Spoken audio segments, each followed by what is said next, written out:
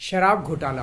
पिछले 2 साल से ये शब्द आपने कई बार सुना होगा। 2 साल से बीजेपी की सारी एजेंसीज कई रेड मार चुकी हैं, कई लोगों को गिरफ्तार कर चुकी हैं, लेकिन अभी तक एक भी पैसे का हेरफेर कहीं नहीं मिला, कहीं से एक भी पैसा नहीं मिला। अगर भ्रष्टाचार वाकई हुआ है तो इतने करोड़ों रुपए गए कहाँ? क्या सारा पैसा हवा में गायब हो गया? सच्चाई ये है कि किसी तरह का कोई भ्रष्टाचार हुआ ही नहीं। अगर होता तो पैसा भी मिलता। ऐसे फर्जी केस में आम आदमी पार्टी के कई नेताओं को इन्होंने अभी तक जेल में रखा हुआ है। किसी के भी खिलाफ कोई सबूत नहीं है, कुछ साबित नहीं हो रहा, खुलेआम गुंडागर्दी चल रही है। किसी को भी पकड़ के जेल में डाल दो। अब बीजेपी मुझे गिरफ्तार करना चाहती है। मेरी सबसे बड़ी संपत्ति, मेरी सबसे बड़ी ताकत मेरी ईमानदारी है। झूठे आरोप लगा के, फर्जी सम्मन भेज के ये मुझे बदनाम करना चाहते हैं, मेरी ईमानदारी पे चोट करना चाहते हैं। इन्होंने मुझे सम्मन भेजे हैं। मेरे वकीलों ने मुझे बताया कि ये सम्मन गैर कानूनी है।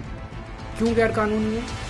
ये मैंने इनको विस्तार से लिख के भेजा है। मैंने बताया है कि उनके सम्मन कैसे गैर कानूनी है, लेकिन उन्होंने मेरी एक भी बात का जवाब नहीं दिया। इसका मतलब उनके पास मेरी बातों का जवाब नहीं है। इसका मतलब वे भी मानते हैं कि उनका नोटिस गैर कानूनी है। क्या मुझे एक गैर कानूनी सम्मन का पालन करना चाहिए? अगर कानूनी रूप से सही सम्मन आएगा तो मैं पूरा सहयोग करूंगा। बीजेपी का मकसद जांच करना तो है ही नहीं। इनका मकसद तो लोकसभा चुनाव में मुझे प्रचार करने से रोकना है। ठीक लोकसभा चुनाव के पहले इन्होंने मुझे सम्मन भेजा। क्यों? इस जांच को चलते 2 साल हो गए। अभी ठीक लोकसभा चुनाव के पहले मुझे क्यों बुलाया जा रहा है? पहले क्यों नहीं बुलाया? सीबीआई ने मेरे को 8 महीने पहले बुलाया था। मैं सीबीआई में गया था, उनके सारे जवाब भी दिए थे। लेकिन अब ये लोग ठीक लोकसभा चुनाव के 2 महीने पहले मुझे बुला रहे हैं। तो बीजेपी का मकसद कोई पूछताछ करना थोड़ी है।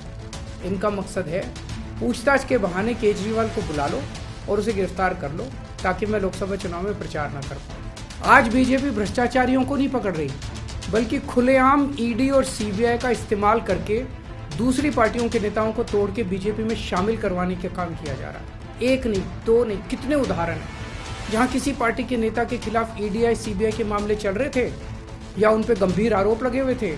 जैसे ही वो नेता बीजेपी में शामिल हुए, उनके सारे पुराने मामले बंद कर दिए गए या ठंडे बस्ते में डाल दिए गए। तो जो इनकी पार्टी ज्वाइन कर लेता है, उसके सारे मामले रफा दफा कर दिए जाते हैं। जो इनकी पार्टी में नहीं जाता, वो जेल जाता है।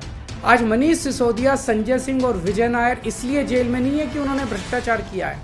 वो इसलिए जेल में है क्योंकि उन्होंने बीजेपी में शामिल होने से इनकार कर दिया है। आज हम बीजेपी का मुकाबला क्यों कर पा रहे हैं? क्योंकि हमने कोई भ्रष्टाचार नहीं किया। अगर हमने जरा सा भी गलत काम किया होता तो दूसरे भ्रष्टाचारी नेताओं की तरह आज भी हम बीजेपी में शामिल हो चुके हैं, तो होते आज तक। इस तरह देश के ईमानदार नेताओं को जेल में डाल के और भ्रष्टाचारियों को अपनी पार्टी में शामिल करवा के ऐसे तो देश आगे नहीं बढ़ सकता। ये क्या चल रहा है? ये जो कुछ भी चल रहा है बहुत खतरनाक है। ये हमारे जनतंत्र के लिए बहुत गलत है।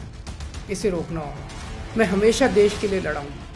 मेरा तन मन धन देश के लिए, मेरी एक एक सांस देश के लिए, मेरी खून की एक एक बूंद देश के लिए, मेरे शरीर का एक एक कतरा देश के लिए समर्पित है। हमें मिलके देश को बचाना है। मैं पूरी जी जान से इनके खिलाफ लड़ रहा हूँ।